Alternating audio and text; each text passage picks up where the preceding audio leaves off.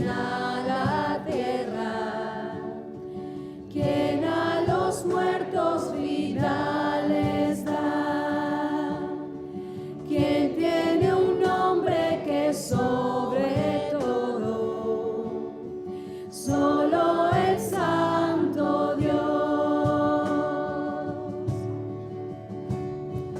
Ven, contemplemos al único Santo, clama, cantemos por siempre al Santo Dios, adoremos al Santo Dios.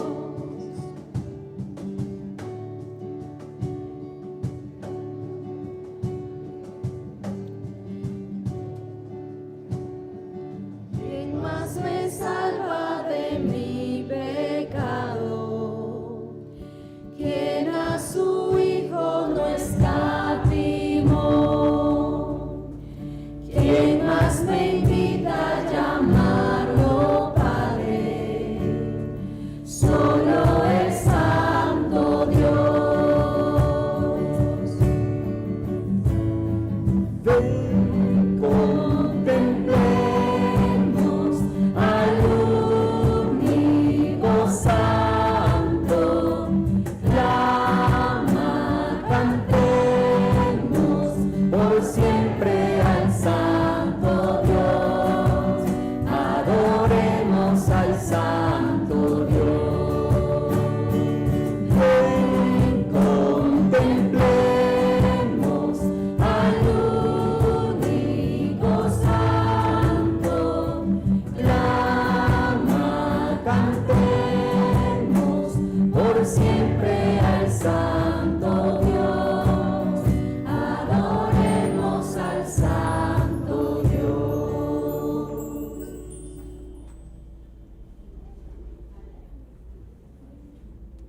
Seguimos alabando a nuestro Dios, hermanas.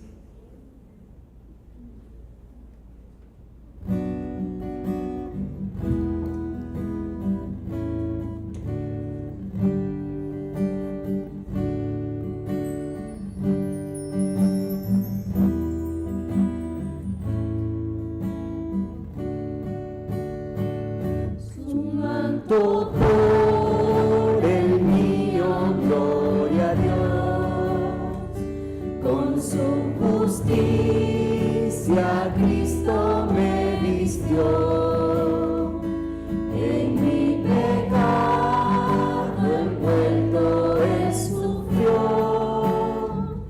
en Cristo vivo Él por mí murió.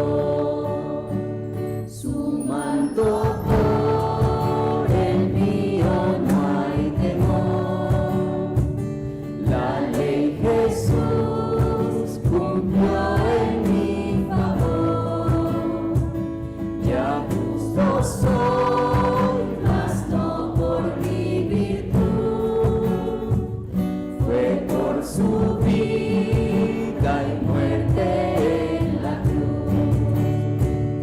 Me aferro a Cristo, quien por mí sufrió, en cruenta cruz la espalda Dios le dio. Por tanto amor, deudor soy del Señor, mi ser entero entrego con su manto por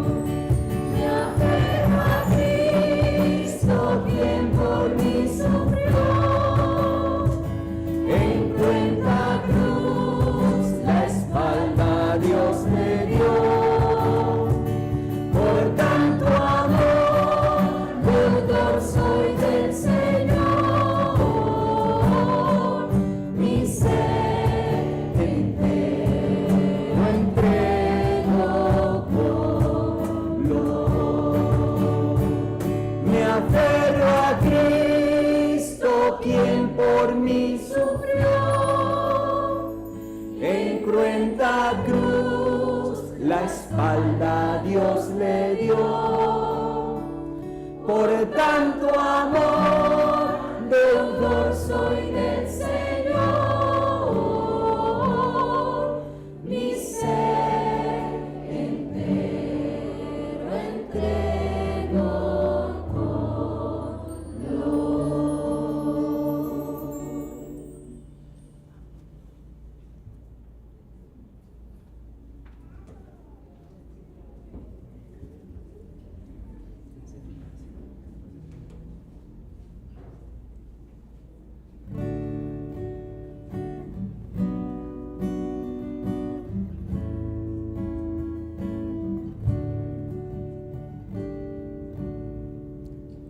Oh Dios de mi alma, sé tú mi visión. Nada te aparte de mi corazón.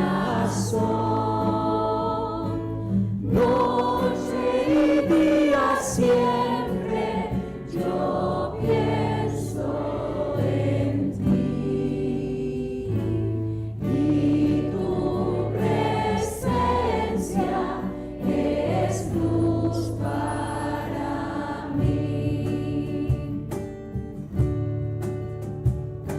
Sabiduría, sé tú en mi ser.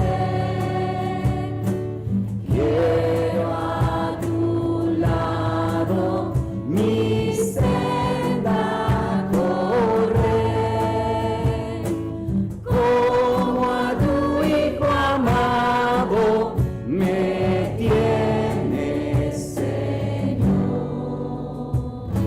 siempre morando en un mismo amor.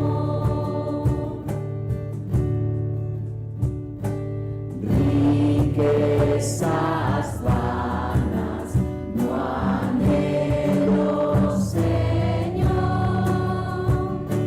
ni el vano halago de la adulación.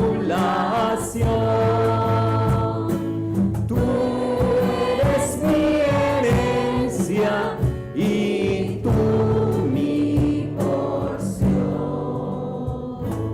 Rey de los cielos, tesoro mejor.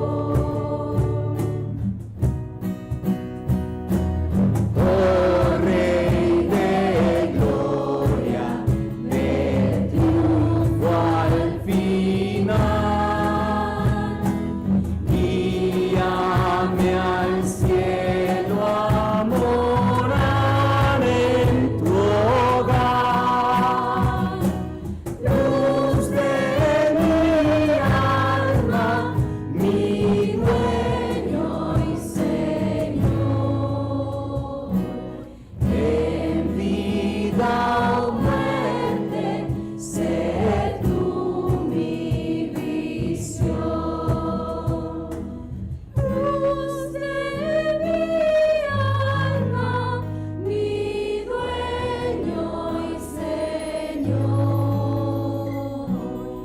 en vida o muerte, sé tú mi visión.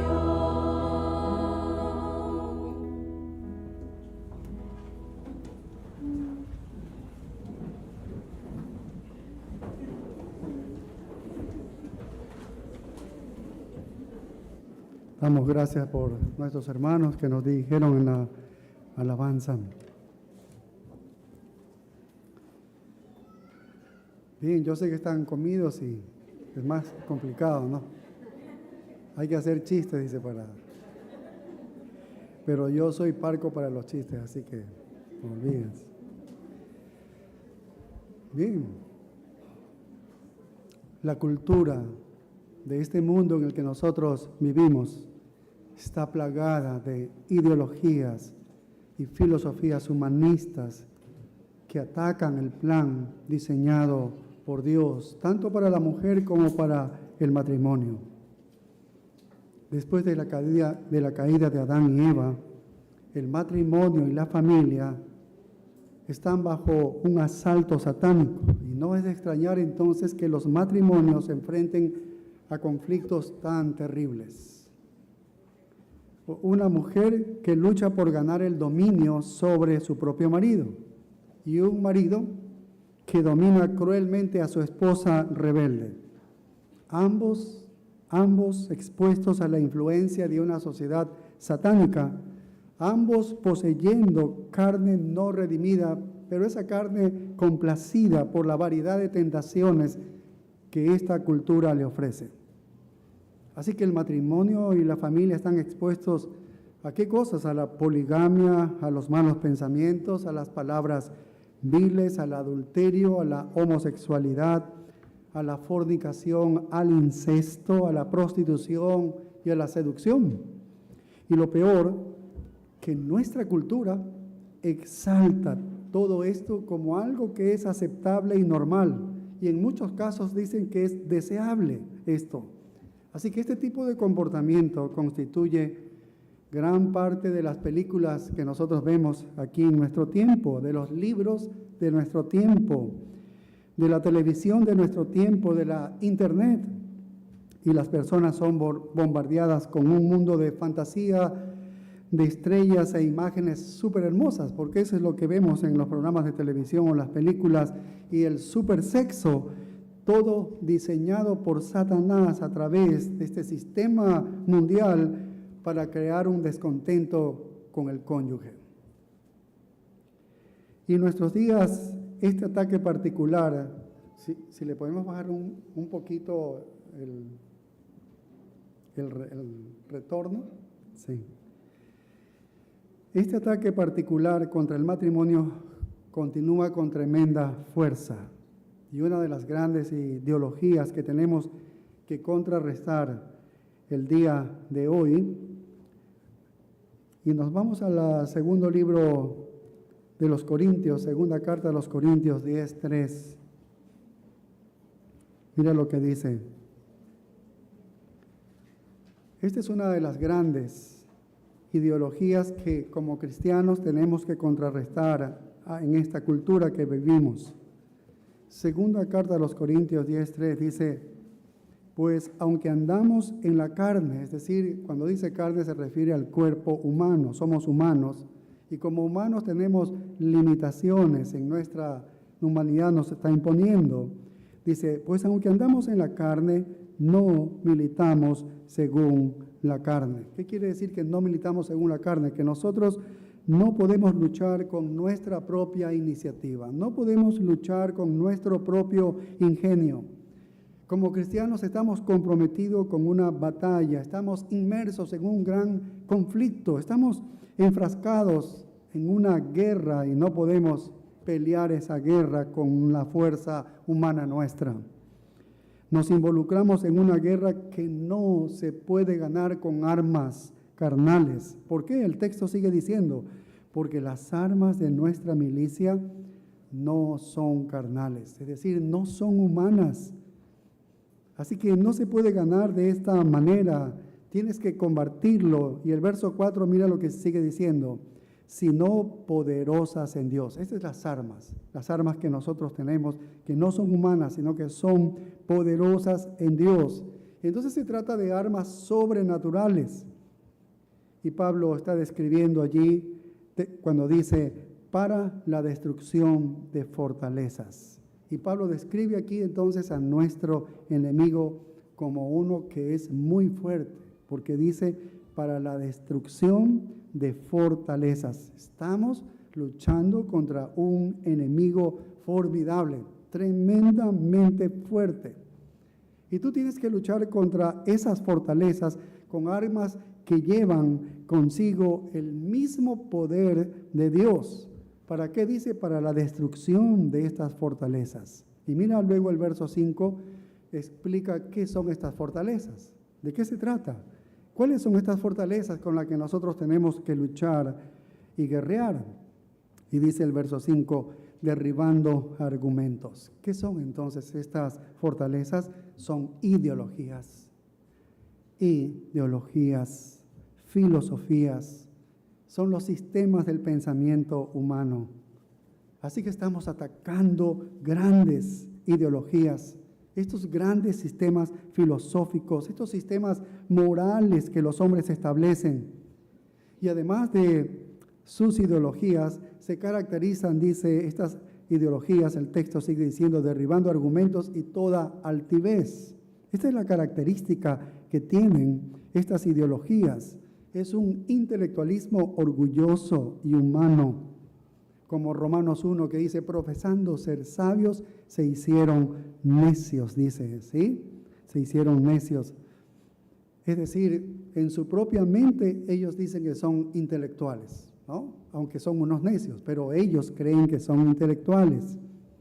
¿Y qué sigue diciendo el texto? Y toda altivez dice que se levanta contra el conocimiento de Dios. Es decir, que estamos atacando todo lo que es contrario a la palabra de Dios. Estamos comprometidos en esta guerra. Efesios 6 nos dice que no tenemos lucha contra sangre y carne, sino contra principados y potestades, contra los gobernadores de las tinieblas de este mundo, con huestes espirituales de maldad en los lugares celestiales. Allí es donde se libra esta batalla. Así que es una batalla espiritual y sobrenatural de ideologías que los hombres han inventado bajo la influencia de los demonios, porque Satanás inventa las ideologías y luego estas ideologías se convierten en doctrinas de los demonios y se adoptan a través de aquellos que representan el dominio de Satanás y ya son líderes, pastores falsos y todo eso. Así que las fortalezas se construyen a partir de estas ideologías y son sólidas en sus cimientos. Por eso dice que son fortalezas, son sólidas. Se construyen a través de estas ideologías, tan arraigadas en este mundo y en esta cultura. Y nosotros tenemos que perseguirlas en este mundo, en esta cultura, con estas armas sobrenaturales. ¿Y cuál es el objetivo de que guerreamos contra eso, batallamos contra estas ideologías, estas fortalezas? El verso 5 sigue diciendo, y llevando cautivo todo pensamiento a la obediencia a Cristo. Así que con todos estos pensamientos, con todos estos conceptos, ideologías, filosofías, puntos de vista, tenemos que atacarlos y tomarlos prisioneros. Tenemos que sacarlos de esas fortificaciones, de esas fortalezas y ponerlos bajo la autoridad de Jesucristo. Así que esa es parte de nuestra estrategia evangélica, asaltar estas fortalezas y tomar cautivos a los que están allí y llevarlos cautivos, que aquí se llama la obediencia a Cristo. Ahora, una de las grandes fortalezas que existe hoy en día y de la que quiero referirme esta mañana, esta tarde, es el feminismo de nuestra cultura moderna, que ataca la feminidad bíblica y está haciendo mucho daño, no solamente a la mujer, sino al matrimonio. Y no solamente a la mujer y al matrimonio, también a la iglesia. Y lo peor de todo, lo que vamos a terminar viendo, que es una blasfemia contra Dios. Blasfemia contra Dios. Entonces, tengamos en mente en primer lugar lo que dice la palabra de Dios sobre la feminidad, identificándola con un mandato. Con un mandato la podemos entender. No todo, pero es lo que Dios hace sobresaliente en la mujer como un identificativo de la feminidad. Hay varios en realidad, pero este es uno que sobresale casi en todos los textos bíblicos que habla de la feminidad. Sobresale este. Y por eso lo traigo aquí a colación para que en nuestra mente esté presente eso. Así que les invito a ir a Efesios capítulo 5. Efesios capítulo 5. Mira lo que dice, verso 22. Efesios 5, 22 dice, las casadas estén sujetas a sus propios maridos como al Señor. Porque el marido es cabeza de la mujer, así como Cristo es la cabeza de la iglesia, la cual es su cuerpo y Él es su Salvador. Así como la iglesia está sujeta a Cristo, así también las casadas lo estén a sus maridos en todo. ¿Sabes que la Reina Valera, si usted la tiene, la traduce como sujetas? Pero la Biblia de las Américas lo traduce como sumisión. Sumisión, ¿sí? Es interesante porque estas palabras, sea por la Reina Valera sujetas o sumisión, evoca, por esta cultura, evoca imágenes feas y reacciones aún más feas, ¿no? Esa es nuestra cultura. No le agrada escuchar sujetas y no le agrada escuchar sumisión. El concepto de sumisión ahora se asocia popularmente con la debilidad. Ah, eres débil. Eres sumisa, eres una mujer débil. Ah, eres derrotada. Ah, estás oprimida, que eso es lo que hace el feminismo. Estás oprimida. Es fácil olvidar que la sumisión de Jesucristo al Padre, ¿ves? La sumisión de Jesucristo al Padre. Él se sometió, se sujetó al Padre. De hecho, Él dice, yo no hago nada por mi propia cuenta. Todo lo que hago es lo que el Padre me dice que haga. Eso es lo que yo hago. Ni siquiera tomaba iniciativas propias Jesús, sino que Él obedecía, se sujetaba. Había sumisión al Padre. Y cuando la mujer no le agrada esas palabras, debería recordar lo que Jesucristo hizo, porque Él se sujetó, Él hizo una sumisión al Padre, y nosotros todos sabemos lo que Él consiguió. Él consiguió morir en la cruz. El Padre le había dicho que Él viene para eso, pero Él lo hizo de su propia voluntad. Di mi vida para salvar a los pecadores, ¿sí? Y lo hizo descendiendo del cielo, y fue como un hombre, y fue hasta la muerte de cruz. Entonces es fácil olvidar a veces la sumisión de Cristo a su Padre hasta la muerte, y eso demostró una hazaña inmensa como hombre. Así que no es sinónimo de debilidad, de opresión o de derrota. La sumisión no indica que las esposas tienen un estatus de segunda categoría. Ah, la sumisión. Yo soy una cristiana de segunda categoría, convirtiéndome como un grupo de siervas de los hombres en general. Pero eso no es la sumisión bíblica. Tampoco indica que los hombres son automáticamente elevados a una clase dominante por encima de todas las mujeres. No es así. No habla eso de la sumisión o de la sujeción, porque las mujeres como grupo no se convierten en siervas de los hombres, porque el mandato es específico solo a la esposa. Solo se sujeta ¿a quién? A su marido, solo a su esposo, no a todos los hombres en general. No hay tal cosa, ¿ves? Por lo tanto, ese sometimiento no es obligado, es algo voluntario. ¿Ves que no es de segunda categoría o segundo cristianismo o categoría cristiana la mujer? Los esposos y las esposas se pertenecen el uno al otro y por tanto tienen responsabilidades únicas el uno para con el otro que no tiene con nadie más, ¿no? Eso lo habla 1 Corintios 7, habla cómo el cuerpo del hombre es de la mujer y de la mujer es del hombre, ¿ves? Ahora, ¿qué requiere este mandato? Bien, esta palabra sujeto o sujeta o sumisión en el griego es hupotazo, que significa alinearse debajo, alinearse debajo. Así que tiene la idea de colocarse en un rango inferior al de otra persona. Y sabes, colocarme en un rango inferior a otra persona, esto es sinónimo de humildad, de mansedumbre, de humildad de mente. Porque recuerden en Filipenses 2 que Pablo está diciendo que deben guardar la unidad del Espíritu. Una iglesia debe estar sujeta a la unidad del Espíritu. Cada miembro debe guardar la unidad del Espíritu. Y en Filipenses capítulo 2 y el verso 13, Él les dice cómo ustedes guardan la unidad del Espíritu para que tengan un mismo sentir todos en la iglesia, un mismo sentir. Y Él les dice, considérense unos a otros como más importantes, como superiores a mí. Así es como yo guardo la sumisión. ¿Y eso qué significa? Humildad, humildad, ¿ves? Entonces, las esposas se someten, y esa es la idea, a sus propios esposos, tal como la iglesia lo hace con Jesucristo.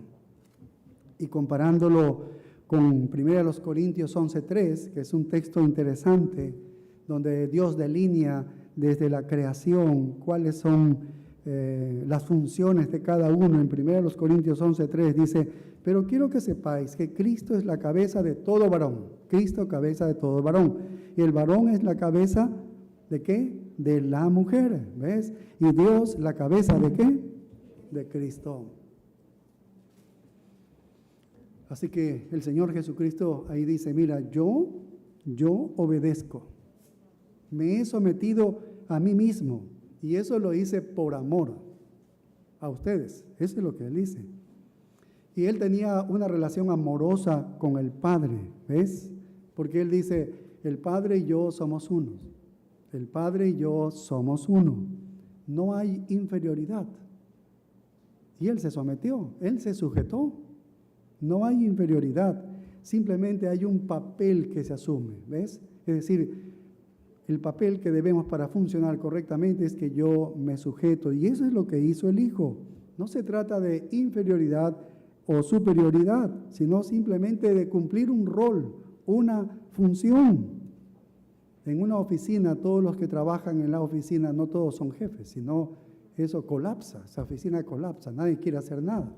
Uno debe dirigir, organizar y dar tareas a cada uno de ellos. Así funciona una oficina, así el hogar, ¿sí ves? Así que estamos hablando simplemente de la posición que Dios diseñó. Posición, es decir, función. Y para que alguien no esté gritando sobre el hecho de que la mujer debe ser sumisa al hombre, lo mete justo entre estas dos cosas que tienen que ser ciertas. Es decir, la iglesia tiene que ser sumisa ¿a quién? A Cristo. ¿Has visto una iglesia desobediente? Es verdad, sí hay iglesias desobedientes, ¿sí? Pero la iglesia está sujeta a Cristo, dice. ¿Sí ves? El hijo obediente tiene que ser sumiso al Padre. Y si tú quieres negar que Cristo se sometió al Padre y quieres negar que la iglesia debe someterse a Cristo, entonces tú puedes concluir que puedes tener el privilegio de negar que la mujer sea sumisa al hombre, a su esposo. Solo si niegas estas dos verdades, de que la iglesia debe sujetarse y de que el hijo debe sujetarse. Si niegas eso, entonces podrías negar que la mujer no debe sujetarse al hombre. Pero si concedes como verdaderos los dos primeros, que la iglesia se sujeta a Cristo, porque así es, Él es la cabeza de la iglesia es su cuerpo, dice, la cabeza ordena, la cabeza dirige al cuerpo, y eso es real, y el Hijo se ha sometido al Padre. Si tú crees que eso es verdad, entonces tienes que concluir de que la mujer se sujeta al esposo. Bien, así que el hombre tiene la autoridad y la mujer se somete. Ahora, mira todo lo que habla de la feminidad. Esta es la feminidad. Si hay algo, un punto que sobresale, una característica que sobresale en la feminidad, es esto, lo que lo hace relevante, ¿sí? Y vemos varios textos bíblicos y vemos repetido el mismo principio, la misma característica. Ahora, vayamos a Tito 2:4. Tito 2:4. Tenemos aquí más instrucciones respecto a la mujer. En Tito 2:4 está describiendo qué es lo que hace cada una en la iglesia, las ancianas, las jóvenes, los ancianos y los jóvenes, ¿sí? ¿Qué hace cada uno de ellos? ¿Cuál es la función en la iglesia? Pero nos detenemos en las ancianas porque estamos hablando sobre este tema. Y dice así, las ancianas asimismo sean reverentes, ¿en qué? En su porte, no calumniadoras, no esclavas del vino, maestras del bien, dice que enseñen a las mujeres jóvenes a amar a sus maridos y a sus hijos, a ser prudentes, castas, cuidadosas de su casa. Y aquí está de nuevo la característica. Mira, sujetas a sus maridos. ¿Y para qué? ¿Por qué debe sujetarse? Dice, para que la palabra de Dios no sea blasfemada. ¿Hay algo confuso para entender esto? ¿Está confuso estos versículos que hemos leído? Sobre todo este último, ¿hay algo confuso? El hombre es la cabeza de la mujer se somete al marido, la mujer lo ama, da su vida por sus hijos y por su esposo, y así que mantiene la sensibilidad y la pureza.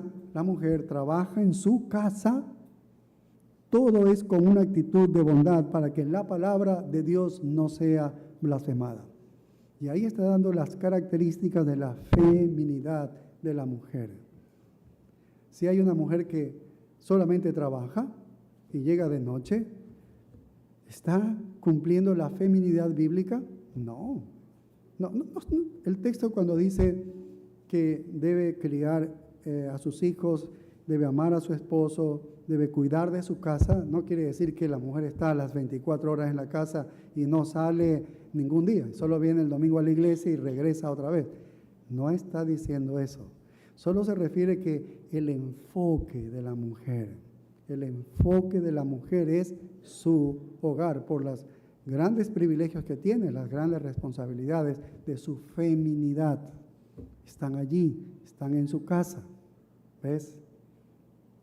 Ahora, esta misma idea de feminidad la encontramos con las viudas que debían ser sostenidas en la iglesia. Había viudas, se moría el esposo y en ese tiempo una mujer se quedaba sin nada, cero. Lo correcto era que hijos, parientes, familiares sustenten a la viuda.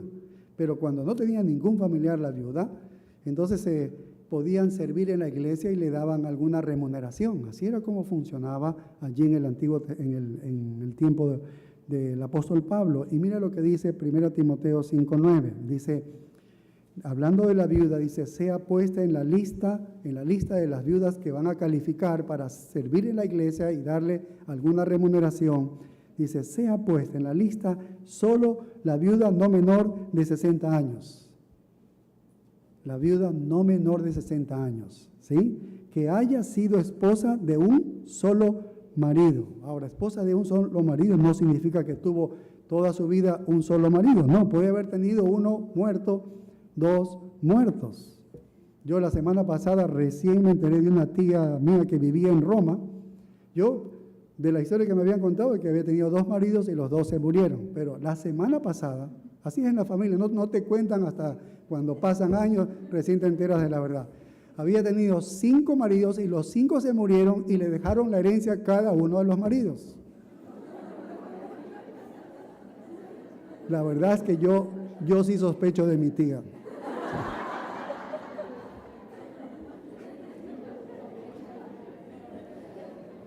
Y yo creo que iba al 6º, pero le tocó la muerte a ella y ya no pudo.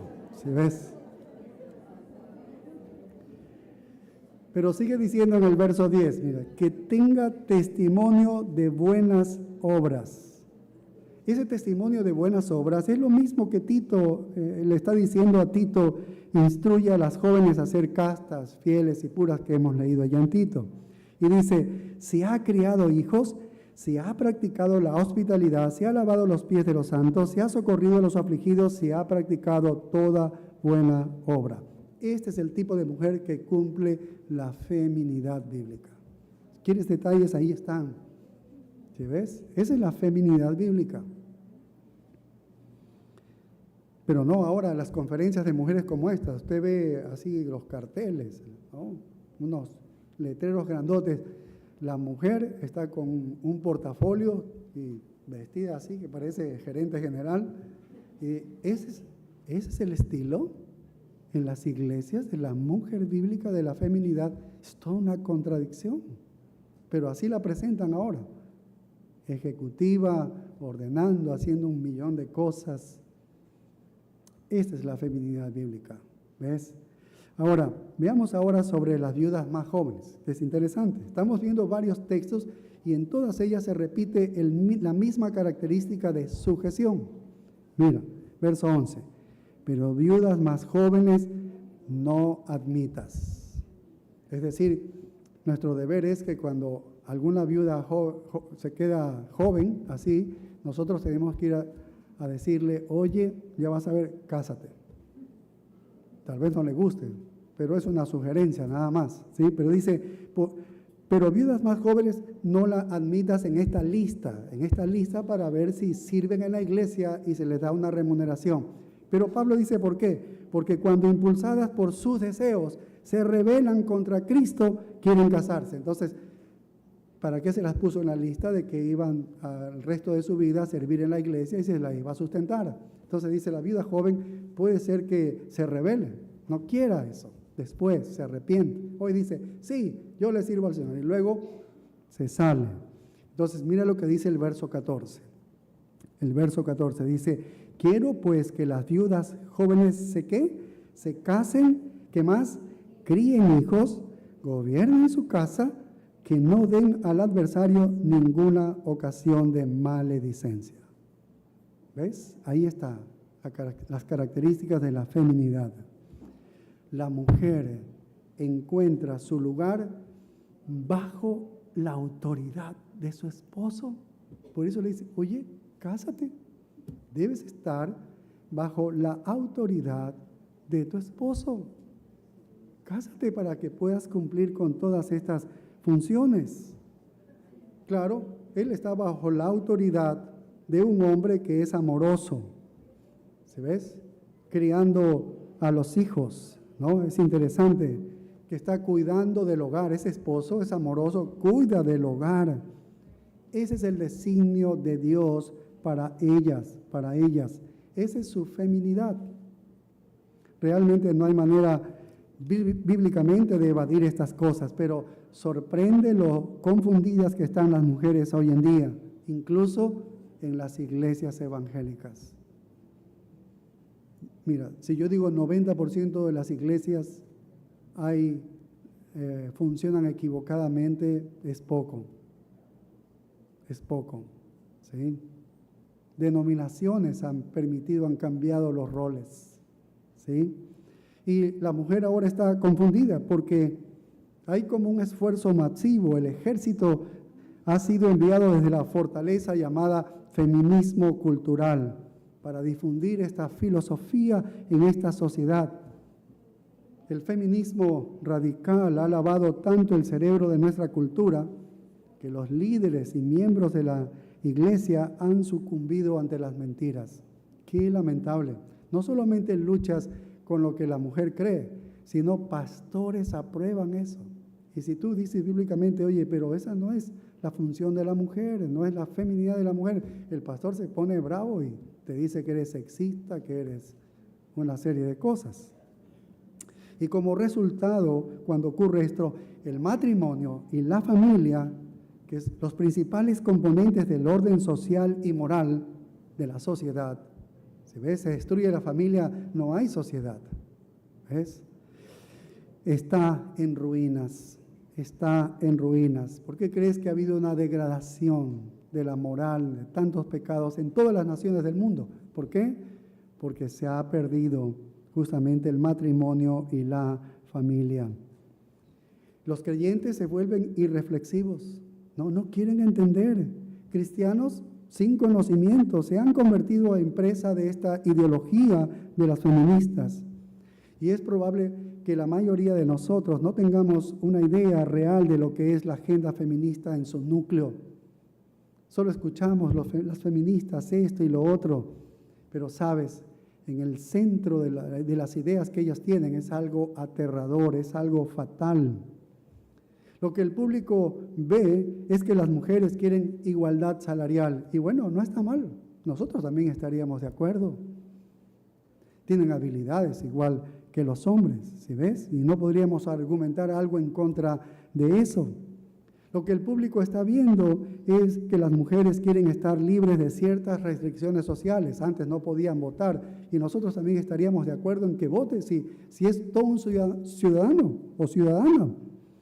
Así que son cosas razonables todas esas, pero la cultura feminista va mucho más allá de eso. Pero solo vemos esto, no, que queremos el mismo sueldo y cosas como esas. Solo eso vemos. Pero en el centro, en el núcleo de esta filosofía, esto va más allá.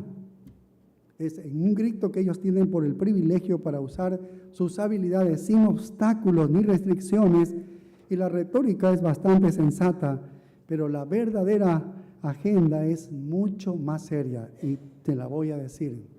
Sixto ya nos puso la cultura como vino, la historia de la cultura feminista. Fue increíble la manera como nos presentó eso y ahora podemos entender mucho mejor.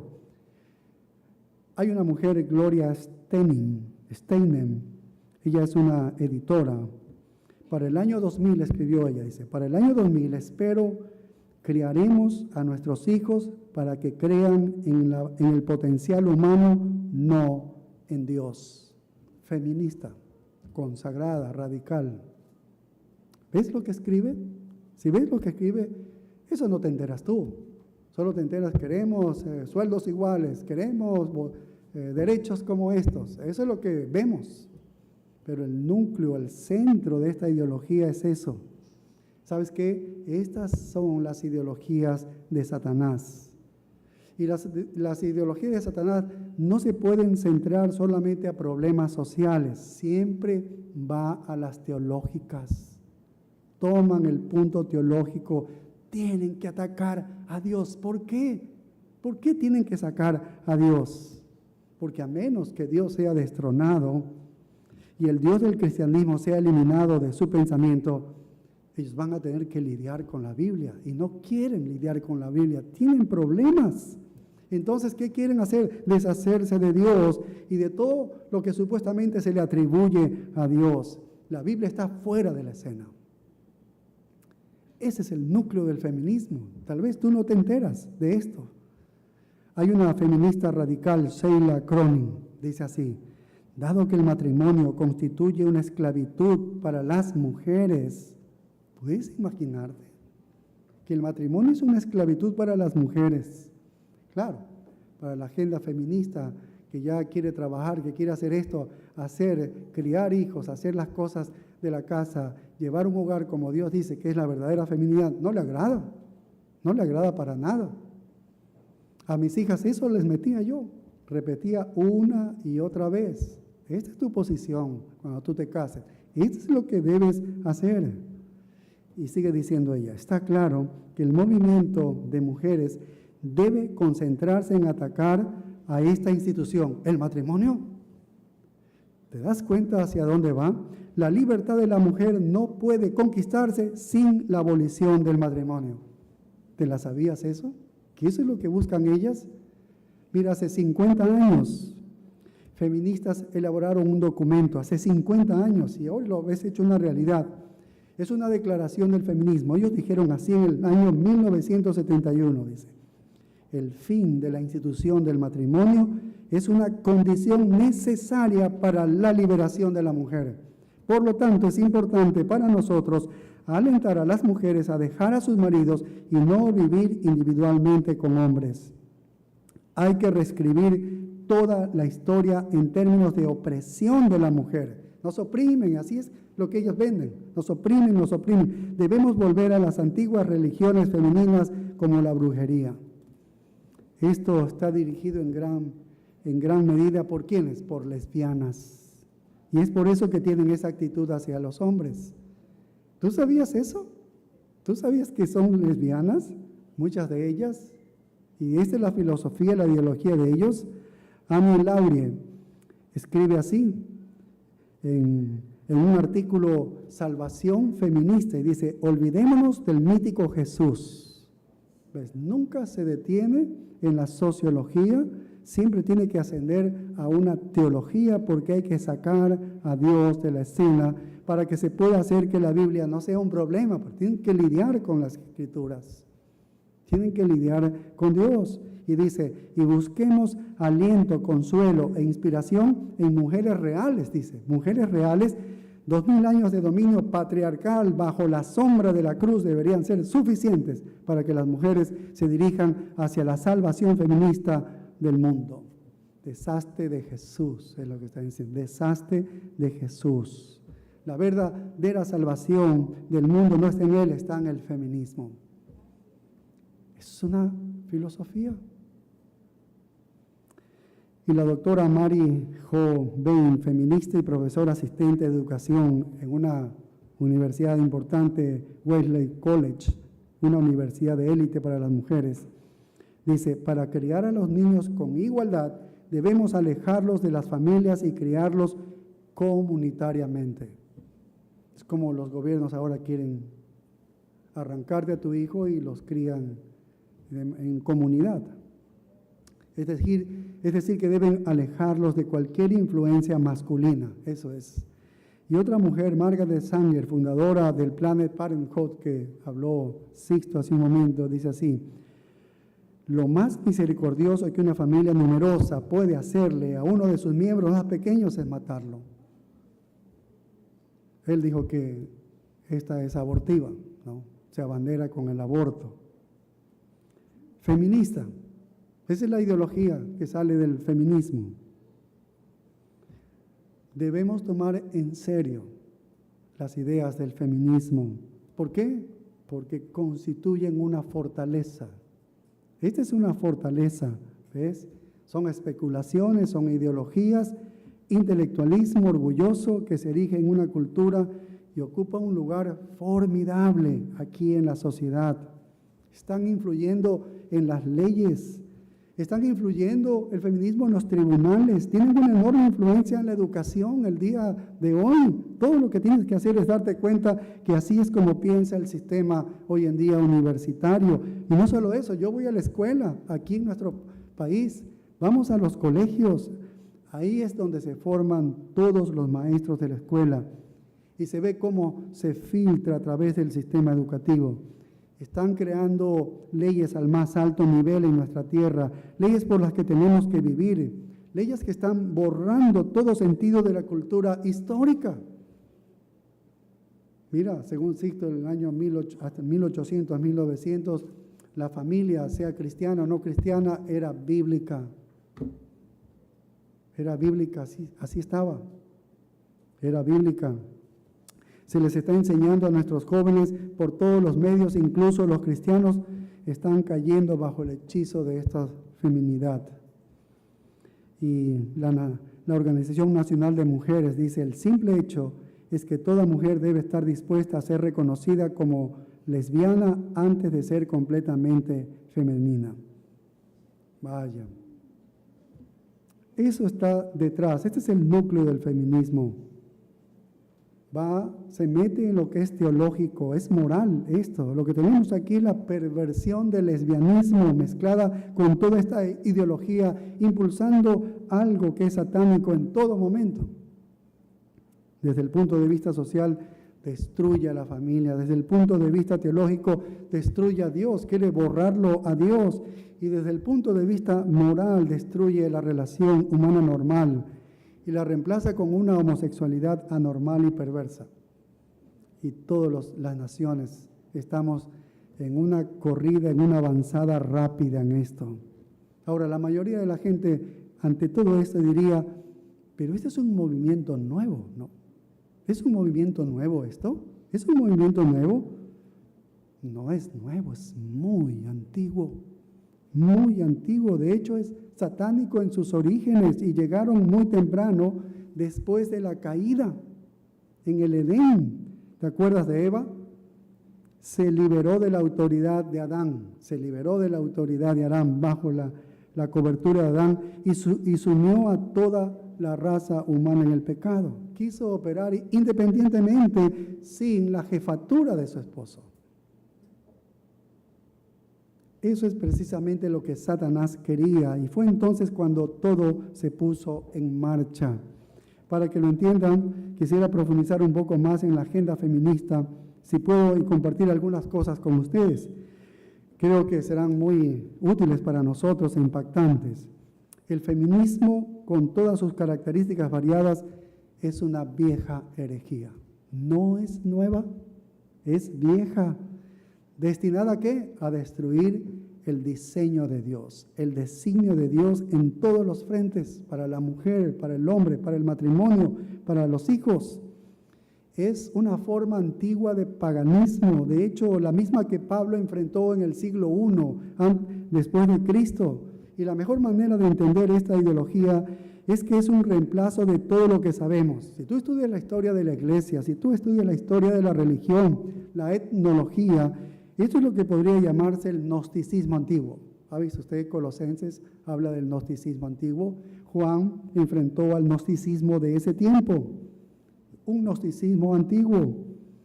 Gnosticismo viene de la palabra gnosis, que es conocer. Y en la antigüedad siempre había gente que decía, yo tengo el conocimiento superior, yo me he ascendido más allá de lo mundano, más allá del pensamiento trivial, y ustedes cristianos tienen pensamientos superficiales, yo estoy mucho más arriba de eso. Y hoy en día también estamos siendo asaltados porque tienen el conocimiento superior, el conocimiento secreto, lo elevado. Yo sé más de lo que dice la Biblia. ¿Y sabes lo que ellos decían? Eso es lo simple, básico y tonto que la Biblia enseña, dice. Pero el conocimiento ascendido está mucho más allá de eso tonto que enseña las Escrituras. Vaya, hoy lo llamamos la nueva era. Ese es el gnosticismo antiguo. Hoy es la nueva era. El gnosticismo antiguo era una mezcla de todo tipo de tradiciones y puntos de vista. Tenía el racionalismo griego, tenía el misticismo de las religiones orientales, y lo vemos hoy replicado en la nueva era, es lo mismo. En el corazón del antiguo gnosticismo estaba la verdad central que impulsó la herejía. Allí antiguamente ese mito era, ¿sabes cuál? Que el universo físico nunca tuvo la intención de existir. No, la intención original no era de que exista este universo físico. En realidad, dicen ellos, lo único que debía existir es una existencia espiritual. Y luego el dualismo griego tenía ese concepto de que el espíritu es bueno y que la materia es mala. Y lo que sucedió entonces es que este creador es tonto. Este Dios es un Dios tonto. El Dios de la Biblia, Él creó la materia e hizo una cosa tonta, porque para ellos lo material es malo, lo espiritual es bueno. Entonces, si un Dios hace una cosa material es mala, entonces este Dios es tonto. Así razonan ellos. Y gran parte de la literatura gnóstica antigua ataca al Dios creador y se burla de Él con un desdén que raya en el odio. Y según un texto recientemente descubierto, decía que Dios, el creador, es presentado como ciego, ignorante, arrogante y el padre de la muerte. Sabes que la creación es interpretada en todos los textos gnósticos como un acto de orgullo y voluntad propia indescriptibles, por lo que el Dios creador será severamente castigado al final de los tiempos. Y los gnósticos enseñaban que el Dios de la Biblia no es el Dios verdadero. Es ese Dios creador insensato disfrazado del Dios verdadero. Vaya, esta es la filosofía hoy en día de la nueva era. ¿Te das cuenta? Pero el problema es que somos, dice, estos maravillosos seres divinos encarcelados en la materia maligna. Este Dios tonto nos hizo una materia, pero lo precioso mío está el espíritu. Lamentablemente está metido, está preso, está encarcelado, esclavo de este cuerpo. Y tenemos que encontrar una manera de escapar de este cuerpo. Entonces, para ellos no hay tal cosa como pecado, no hay cosa como salvación, excepto librarnos de la esclavitud, de la prisión de este cuerpo, de esta carne. Históricamente los gnósticos escaparon deshaciéndose de los grilletes de la ley del Antiguo Testamento, del Dios de Israel y de todo lo que él decía. Y también hicieron lo mismo en el tiempo del Nuevo Testamento, en el tiempo de Pablo. Se involucraban en cualquier cosa que creyeran que de alguna manera los liberaba de sus espíritus de ese cuerpo. ¿Y qué buscaron en esas religiones paganas? La embriaguez, las orgías sexuales, y no había pecado para ellos, porque el cuerpo es malo, no hay problema que tú hagas eso, con tal de que el espíritu se mantenga, porque es bueno, no hay problema. Así que los primeros gnósticos mantuvieron mentiras extrañas con ese sistema de creencias, incluyendo mentiras que siempre elevaban a las mujeres por encima de los hombres. Y ahí vienen, para que tú veas qué ideología está detrás del feminismo. Y esto dijeron ellos, que Eva fue una mujer dotada de espíritu que salvó a Adán. La mujer le salvó a Adán, Eva. Y la liberación final para toda la humanidad de la esclavitud de este cuerpo se logrará a través del poder femenino. Ya tú vas viendo de dónde toma el feminismo entonces toda esta información. La Eva celestial, dice que la Eva celestial entró a la serpiente y enseñó tanto a Adán como a Eva, el terrenal, el verdadero camino a la salvación. A la serpiente la llaman los gnósticos la instructora. Es decir, la serpiente entonces era más sabia que todos los demás, por lo que la serpiente es el héroe definitivo, ¿ves? Y la serpiente viene a ser la encarnación de la dama sabiduría, la Eva celestial. Ella instruye a Adán, ella instruye a Eva terrenal. Así que la literatura gnóstica dice que la serpiente es el redentor y el Dios de las Escrituras es el malvado usurpador. Toda una herejía satánica y mentirosa para confundir y contradecir la verdad de Dios. Esta es una doctrina blasfema contra Dios, porque ataca a Dios de esa manera. Y mira, esto es lo central del feminismo. ¿Sabías tú eso? Que esto es lo central del feminismo. No te lo muestran, en el frente de nuestros ojos ven otra cosa, pero anda a la internet y averigua todo esto. Y ahí está. No existe tal cosa como el pecado. Nos redimimos a nosotros mismos por medio de un conocimiento elevado. El gnosticismo exalta el lesbianismo, defiende el divino revelador, era en realidad femenino. Es una blasfemia contra Dios. Esa es la enseñanza de la nueva era. ¿Y sabes qué? Tal vez esta palabra la has escuchado. El divino revelador dice que en uno de los documentos que ellos tienen, dice, soy andrógino, soy madre y padre a la vez, ya que copulo conmigo mismo. Mira algunas de las estrellas del rock de hoy, es un esfuerzo muy directo por ser andrógino.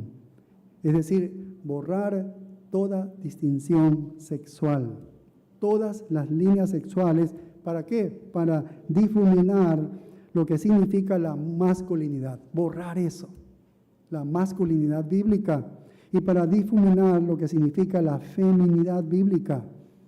Eso es parte de todo el paquete de la nueva era. Y un escritor se refiere a un texto gnóstico donde Dios es el creador, es castigado por un poder femenino superior. Esta es la máxima feminización de Dios. Terrible, es blasfemo. ¿Sabes que el primer gnóstico fue Marción en la historia del cristianismo por el año 150? Estableció él su propia iglesia e inmediatamente nombró a mujeres como obispos y sacerdotes. Y yo le pregunto a usted, ¿cuántas denominaciones hoy en día del protestantismo han seguido eso? ¿Y cuántas denominaciones e iglesias evangélicas, de corte cristianas evangélicas, han seguido este ejemplo? Es terrible lo que ocurre el día de hoy, es muy terrible. Quieren borrar las líneas sexuales, el andrógino no asume ninguna de las dos cosas. La idea es volverse asexuado, un rechazo radical a aceptar la diferenciación sexual tal como Dios lo había diseñado. Vaya, lamentablemente muchas iglesias y denominaciones han buscado formas de acomodar el feminismo y algunos se entusiasmaron en esto. Yo estuve en una conferencia de un predicador, Suger Michelén y otro más. Y era la primera vez que yo los conocía a ellos y sabía de los reformados. Me fui para allá, ellos son de otra línea reformada, y me encontré con un pastor y hablábamos del ministerio, el pastorado de las mujeres. Y él creía de que eso no es así, es verdad todo lo que dice la Biblia. Yo le digo, ¿y usted tiene mujeres en el ministerio? Y me dice, sí, pero todavía no puedo decir, dice. Todavía no puedo decir. ¿Sabes que aquí teníamos mujeres en la directiva que dirigía la iglesia? Habíamos 7 y habían 2 mujeres. Pero cuando aprendimos esto, lo enseñamos inmediatamente a la congregación. Y en la siguiente semana les dijimos a las hermanas que no podían seguir dirigiendo. Y las hermanas entendieron, aceptaron.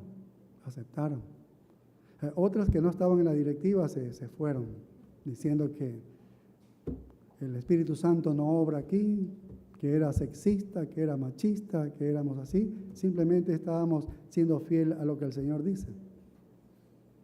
Y cuando Dios ya pone en tu corazón la verdad, tú no la puedes ya esconder. Tienes que enseñarla y tienes que ejecutar, hacer. No importa lo que ocurra en la iglesia. Yo estoy siendo fiel a mi Señor. Es Él el que me puso acá. Es Él el que me sustenta. ¿Sí ves? Así que el igualitarismo es uno de los ejemplos más obvios de la influencia corruptora de la cultura de la iglesia. Y mira, yo quiero decirte que Pablo respondió a los feministas que se oponían a que se les prohíba a las mujeres enseñar a los hombres en la iglesia. ¿Sí? Porque el feminismo se opone. No, la mujer también puede enseñar, puede ser pastora, puede ser obispo, puede ser esto, ¿no? Y mira lo que dice Tito en 1 Tito 2:12, dice, primera carta a Timoteo 2:12, dice, porque no permito a la mujer enseñar, ¿sí ves? Ni ejercer dominio sobre el hombre, porque la enseñanza, la predicación estás ejerciendo autoridad, dominio es autoridad. Inmediatamente, todo el que predica está ejerciendo autoridad. Sino estar en silencio, porque Adán fue formado primero, después Eva y Adán no fue engañado, sino la mujer siendo engañada incurrió en transgresión, pero se salvará engendrando hijos si permaneciere en fe, amor y santificación con modestia. Esto prueba que Dios quiere que su diseño creado de liderazgo masculino y la sumisión femenina, tanto en la familia se pueda extender ahora en la iglesia, que funcione así, como funciona el hogar, funcione su iglesia. Y Pablo entendió muy bien el principio universal de sumisión, y por eso, como la máxima feminización bíblica, la sumisión, la sujeción, y por eso él se remonta a la creación, él responde esto con la creación. En ciertos temas, las preocupaciones y los objetivos de la agenda feminista moderna están de acuerdo con los estándares bíblicos. Hay cosas que las feministas piden y están de acuerdo con lo que Dios dice en la Biblia. Por ejemplo, están de acuerdo en que las mujeres no deben ser discriminadas en el lugar de trabajo, sino que deben tener las mismas oportunidades que los hombres. Correctísimo. Jesús trabajó con mujeres, un grupo de mujeres. También condena con razón la violencia contra las mujeres. Nosotros también estamos a favor, Dios está a favor, no debe haber eso. Al mismo tiempo, sin embargo, el movimiento feminista moderno contradice con frecuencia las escrituras con respecto a los roles de las mujeres. Ahí está el problema, la función de la mujer. Por ejemplo, algunos de los objetivos claves del feminismo son proteger el derecho de la mujer a abortar a su bebé, a afirmar el lesbianismo y prometer la idea de que no hay distinción entre los roles de liderazgo de hombres y mujeres en la familia y en la iglesia. No hay tal cosa. Vaya, estas contradicciones con la palabra de Dios no son incidentales, no es algo incidental, sino que evidencian un error fundamental en la filosofía feminista de la nueva era, que se remonta a la caída original de la humanidad en el pecado. Y yo te voy a decir por qué el feminismo tiene impacto en las mujeres, para que sigan la cultura. La Biblia lo dice. Mira, los eventos registrados en Génesis 3 explican cómo comenzó la oposición de las feministas al plan de Dios. Cuando Dios creó a Adán y Eva, diseñó un equilibrio productivo y perfecto entre el liderazgo amoroso del hombre y el seguimiento del apoyo de una mujer que iba a ser su ayuda idónea. Y ese era el matrimonio. Y después de que Dios creó a Adán, dijo en Génesis 2:18, no es bueno que el hombre esté solo, le haré ayuda adecuada para él, ayuda idónea para el hombre. Y unos versículos más adelante vemos cómo Dios creó a Eva. Génesis 2:21 dice, entonces Jehová Dios hizo caer sueño profundo sobre Adán, y mientras éste dormía tomó una de sus costillas y cerró la carne en su lugar. Y de la costilla que Jehová Dios tomó del hombre hizo una mujer y la trajo al hombre. Dijo entonces Adán, esto es ahora hueso de mis huesos y carne de mi carne. Esta será llamada varona porque del varón fue tomada. Por tanto dejará el hombre a su padre y a su madre y se unirá a su mujer y serán una sola carne. Cuando Adán y Eva pecaron, el plan perfecto de Dios fue pervertido por la depravación de los corazones de los hombres y las mujeres. Adán pecó al apartarse de la autoridad de Dios cuando comió el fruto divinamente prohibido, porque él desobedeció directamente. Y Eva optó por rechazar la autoridad tanto de Adán como del Señor. Y una de las consecuencias de su pecado fue la corrupción de la relación complementaria entre el hombre y la mujer. Allí comenzó el gran problema. Y ya tú vas a ver por qué el feminismo le golpea a ustedes. Génesis 3:16. Génesis 3:16, después de prometerle el Salvador, en el Génesis 3:15, que de la mujer, uno que nacería de la mujer pisaría a la serpiente y la derrotaría. Ese es el protoevangelio, ese es Jesucristo. Mateo 1:1 dice que ese es Jesucristo. ¿Sí? Así lo conecta directamente con Génesis 3:15. Ok, pero en Génesis 3:16 dice, a la mujer dijo, multiplicaré en gran manera los dolores en tus preñeces, con dolor darás a luz los hijos y tu deseo será para tu marido y él se enseñoreará de ti. El deseo que Eva tendría hacia Adán no es un buen tipo de deseo, no es un buen tipo de deseo, sino un deseo de conquistar. Ese es el deseo que aquí lo muestra. Un deseo de que ella quiere conquistar, vencer al esposo. La misma expresión la vemos en Génesis 4:7, porque está la misma palabra que describe el pecado que lo haría Acán. Dice así en Génesis 4:7. Cuando él está lleno de celos y de ira porque Dios aprobó la ofrenda de Abel y no la de él, entonces le dice Dios, si bien hicieres, no serás enaltecido, y si no hicieres bien, ahí está, el pecado está a la puerta. O sea, el pecado está agazapado como un león, un tigre, que ya mismo te salta. El pecado te va a saltar a ti, es lo que está diciendo. El pecado estará a la puerta. Con todo esto, a ti será su deseo. Es decir, el pecado te quiere a ti. El deseo del pecado es tomarte a ti. Y dice, ¿y tú qué debes hacer? Tú te enseñorearás de él. Aquí, entonces, el pecado quiere tenerte y tú debes dominarlo al pecado. No te dejes vencer, debes dominar el pecado. Entonces, como resultado de la caída, la mujer carga con una maldición en dos áreas. El dolor en la maternidad es universal, a todas las mujeres ocurre. Y en segundo lugar, un deseo debido a su corazón caído de alterar el orden divino de autoridad y sumisión. La mujer quiere alterar el orden divino y de querer dominar a su esposo. Ese es el deseo, será para tu marido. Que tienes, de tu carne sale el gobernarle a tu esposo. Esta es la realidad universal en el matrimonio, en un grado u otro. La mujer deseará controlar. ¿Y qué va a hacer el hombre? El hombre va a dominarla a la mujer. ¿Ves? Esa es la pelea. Antes de hacerme cristiano, esas eran las luchas. Ahora que somos cristianos, la carne todos los días te sale. Sí, claro que sí, de querer gobernar al hombre y uno de aplastarla, dominarla. Esa es la naturaleza de pecado. Gracias a Dios tenemos al Espíritu Santo, la palabra de Dios que nos ayuda.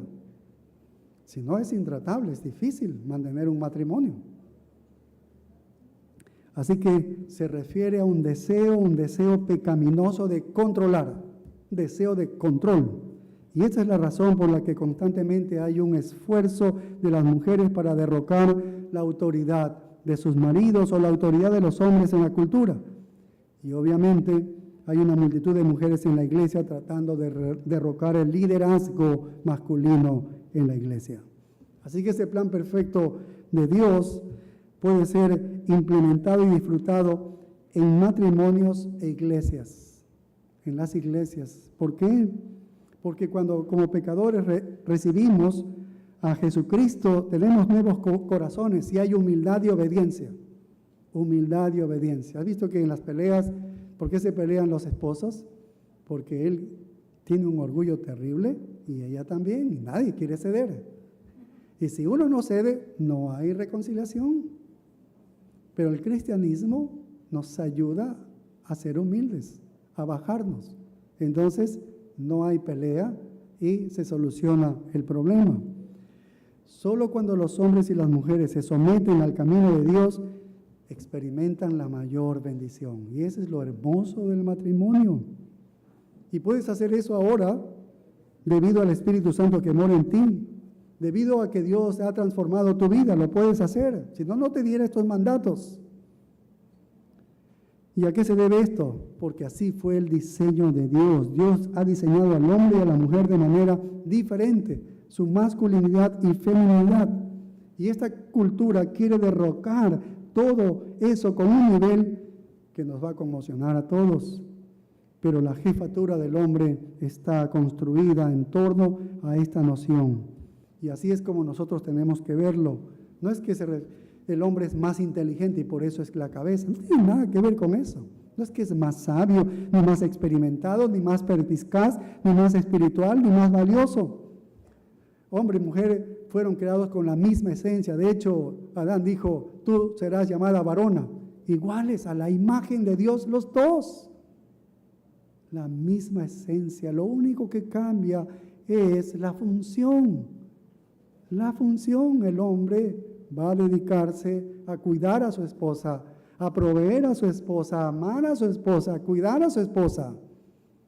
¿Sí ves? Y la mujer se encarga de todo lo que hemos leído. Ese es el diseño de Dios para los hombres. Y por eso el hombre es fuerte físicamente. Está diseñado así en su constitución por Dios. ¿Para qué? Para trabajar, para proteger, para proveer, para asegurarle a su esposa, ¿sí? Y aquí en el Espíritu Santo llama, según el apóstol Pedro, en 1 de Pedro 3:7, dice, el vaso más frágil. ¿Ves que es diferente la mujer? Vaso más frágil.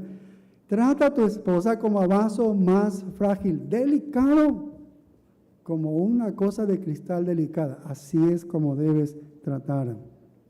No es que es más débil intelectualmente, no. Sí. Mi esposa creo que es más inteligente que mí. Así que no se trata de eso. No es más débil mentalmente, no más débil en sabiduría o en cualquier otra cosa, sino simplemente es el designio de Dios. Es el designio de Dios. Bien, entonces los diferentes roles de los hombres y mujeres en el matrimonio en la iglesia no deben llevarnos a creer que hay algún tipo de desigualdad personal o espiritual entre los géneros. En la palabra de Dios coexisten los principios de igualdad de género y sumisión de la mujer. ¿Cuándo? Cuando dice, hagamos al hombre a nuestra imagen conforme a nuestra semejanza. Todo es igual y los dos están cogobernando con Dios. A los dos se les da el mismo mandato, así que son iguales. En esencia, los dos son iguales, no hay diferencia. En Génesis, Dios contiene un relato más detallado de la creación de Adán y Eva, en el que vemos ese ordenamiento funcional, divinamente ordenado, de liderazgo y sumisión entre el hombre y la mujer. Y eso es lo que utiliza Pablo para defender la enseñanza de la mujer en la iglesia. Él dice, el hombre fue creado primero. Y Eva fue creada después para ser un complemento y una ayuda idónea para él. ¿Ves que son diferentes en ese sentido? Y este orden de la creación que Pablo menciona para apoyar la intención de Dios para el liderazgo masculino de la iglesia. Por eso la iglesia funciona así, con líderes. Se ha limitado solo a varones, no porque somos muy chéveres los varones. No tiene nada que ver eso. Es lo que Dios ha designado, nada más. Eso es lo que hacemos. ¿Sí ves?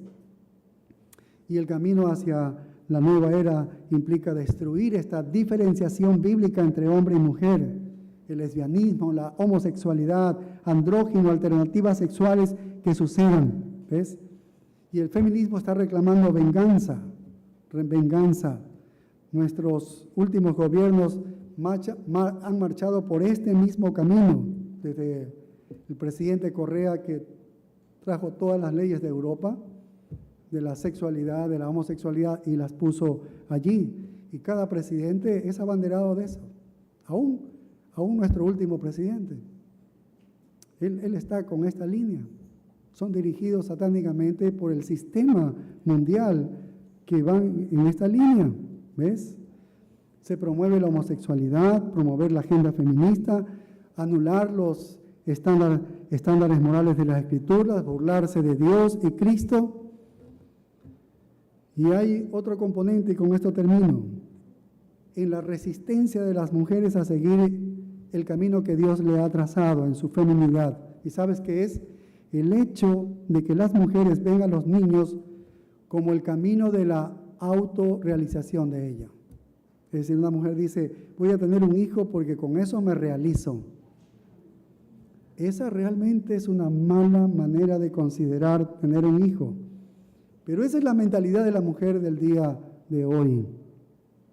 El niño de alguna manera es parte de su realización. Ya tengo un hijo, me he realizado como mujer. Así dicen muchas mujeres. Oye, así llega al mundo este niño, cuya única razón para estar aquí es ayudar a satisfacer a una madre en su autorrealización. ¿No es al revés acaso? ¿No es al revés? Los niños vienen al mundo para no ayudar a nadie. Ellos no ayudan a nadie. Vienen aquí para ser ayudados para siempre por sus padres. Sus padres. Yo les digo a los padres todo el tiempo que puedo cuando me consultan sobre un hijo o una hija que quieren ponerle en una escuela o colegio público. Y tú sabes ya lo que hay en los libros y todo eso, ¿no? Y la homosexualidad, ya está en las escuelas, mucho más colegios. Y a veces dicen que es por cuestión de dinero. Y digo, mira, haz todo lo que puedas, pero trata de ponerlo en un colegio diferente, en una escuela diferente. Porque es allí es donde están enseñando toda la ideología. Y mira, ayer nos enteramos de un gran pastor que nosotros seguíamos. Era, podríamos decir, nuestro pastor, un ejemplo de pastor. Y hoy ya no está en el ministerio. Una tristeza en nuestros corazones. Y seguramente hay mucho daño en la iglesia, en hermanos y otras iglesias. Pero mira, eso es algo que destroza una iglesia, ¿sí? Pero ese destrozo de la iglesia, yo te aseguro que es mucho menor que el feminismo que existe en las iglesias y que justamente es una rebeldía contra Dios que las mujeres estén en el ministerio y que en sus hogares sean ellas las que sean la cabeza del hogar. Eso es blasfemia contra Dios, es lo que hemos estudiado. Es mucho peor, más doloroso que la caída de un pastor que lo seguíamos, ¿sí? Así que termino diciendo, esposas, sométanse a sus maridos. Esposas, sométanse a sus maridos. Y luego prepárese para ser atacada. Claro, sí, va a ser bombardeada. Pero lo que tenemos que tener contra esta ideología es tener armas espirituales. ¿Y cuáles son las armas espirituales? Todos los textos que hemos leído. Estas son nuestras armas, porque estas son las verdaderas reveladas por Dios para la mujer. Cuando tú como mujer llegas al lugar donde estás llena del Espíritu Santo, el corazón está gozoso, agradecida por todo, mutuamente sumisos. Cuando están estas realidades en tu vida, entonces esa caída pierde, la intención original de Dios se restaura y el matrimonio se convierte en lo mejor. Es decir, la gracia de la vida viene a ustedes, ¿sí? Y terminará todo cuando la batalla haya terminado y estemos en los cielos.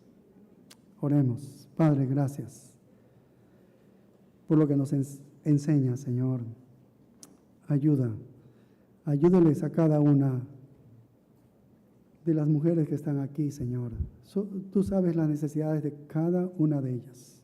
Oh, Señor, tu Espíritu Santo toque sus corazones y supla las necesidades según los designios de tu voluntad y según tu soberanía.